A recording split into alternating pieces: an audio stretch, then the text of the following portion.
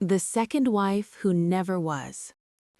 Eleanor Hargrove had always believed that marriage was a quiet contract.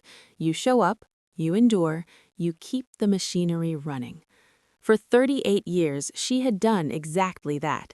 She'd traded her partnership at a prestigious New York law firm for the role of perfect wife to Victor Hargrove, a charismatic litigator whose name opened doors and whose charm kept them open. Victor died suddenly of a heart attack while jogging in Central Park on a crisp October morning. Eleanor, 62, silver-haired, and still elegant in her grief, organized the memorial with military precision. The chapel was packed. Colleagues, clients, old friends. Eleanor stood at the door in a charcoal sheath dress, greeting each mourner with the same composed nod. Their only daughter, Claire, 34 and a pediatrician in Boston, stood beside her, eyes red but dry. Then, halfway through the service, a woman rose from the third row. She was striking, mid-40s, auburn hair swept into a low chignon, wearing a black dress that fit like it had been sewn onto her body. She walked to the podium uninvited, placed a manicured hand on the microphone, and spoke. "My name is Sophia Laurent. Victor and I were married for 12 years. A collective gasp rippled through the room. Eleanor felt the floor tilt beneath her feet. Claire grabbed her mother's arm as if to steady her from falling. Sophia continued, voice soft but steady. "We married in Provence in 2013. Victor wanted to keep it private, said the legal world was too vicious, that Eleanor deserved respect. He lived 2 lives so no one would get hurt. I loved him enough to accept that." She held up a document, a French marriage certificate, complete with official stamps and signatures. Cameras flashed, phones were raised. Eleanor stared at the paper as though it were written in a language she no longer understood. The reception afterward was a nightmare of whispers.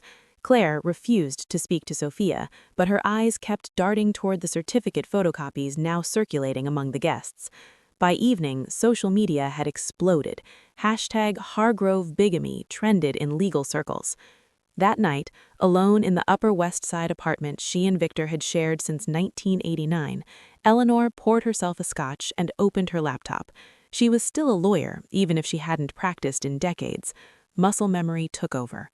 First, she verified the certificate online.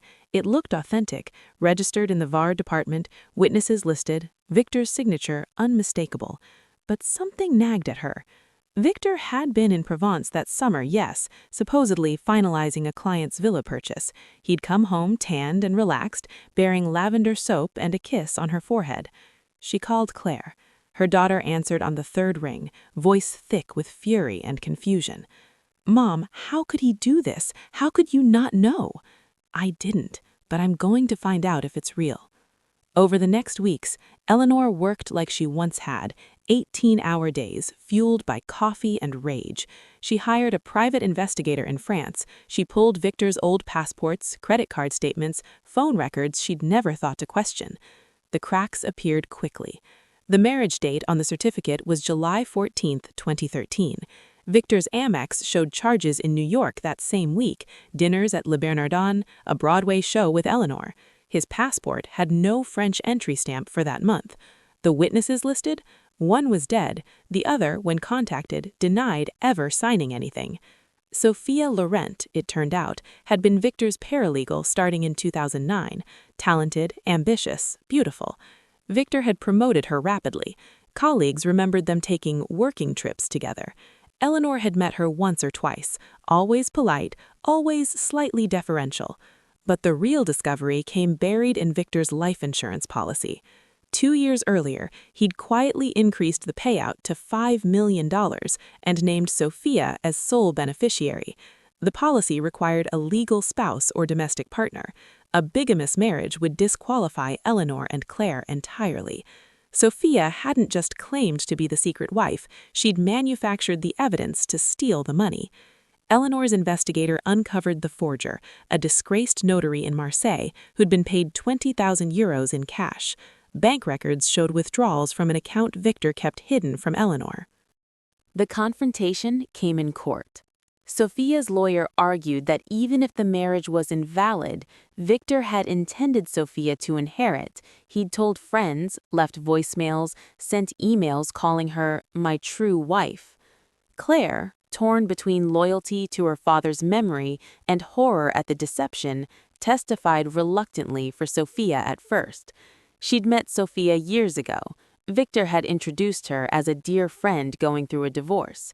Sophia had been kind, attentive, sending birthday gifts Claire actually liked, unlike Victor's predictable jewelry. But when Eleanor took the stand, something shifted.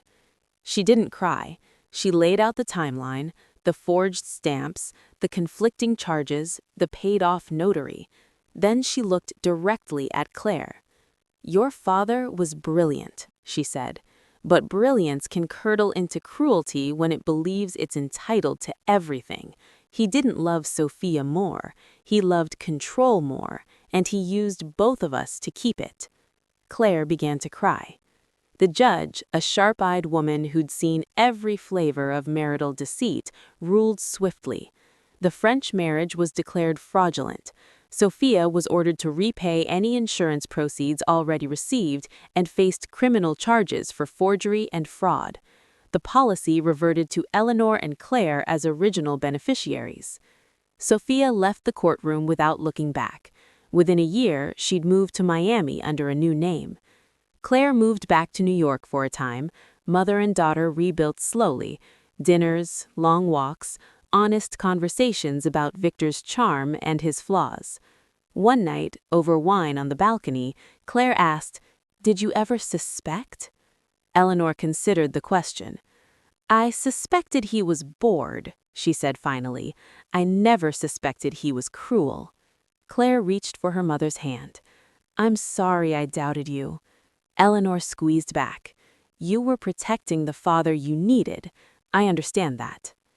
Years later, Eleanor returned to the law, not litigation, but pro bono work for women facing fraudulent claims after widowhood. She kept one photo on her desk, her and Claire at graduation, Victor's arm around them both, smiling like a man who believed he could have everything. She no longer wore her wedding ring, but she wore her strength openly now, polished and sharp as the day she'd first earned it.